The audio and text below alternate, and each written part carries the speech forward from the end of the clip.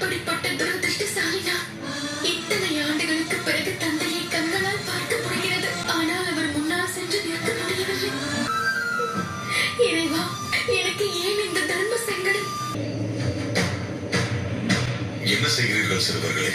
எங்கள் அன்னை கூறியிருக்கிறார்கள், அவருக்கு தந்தைக்கு சமமானவரா. அதனால் தாங்கள் எங்களுக்கு தாத்தா. பேர குழந்தைகள் தங்கள் தாத்தாவிடம் ஆசைகளை பெறுவது அவர்களின் தர்மம், உரிமையும் கூட.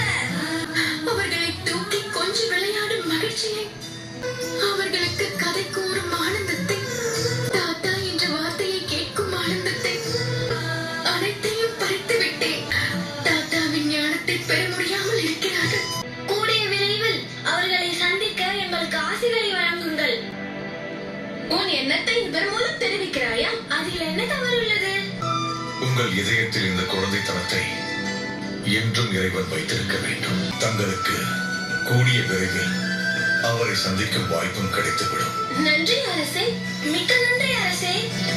வனவாசமோ ராவணனின் சிறையோ, இதுவரை இறைவன் எனக்கு என்ன கொடுத்திருந்தாலும் அதை என் விதையாக கருதி நான் ஏற்றுக்கொண்டேன். என்றும் குறை கூறியதில்லை.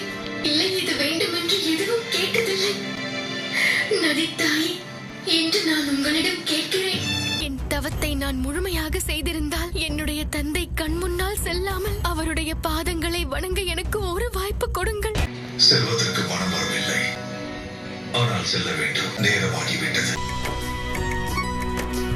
உங்கள் அன்னையை அறிமுகப்படுத்துவீர்களா? நிச்சயமாக.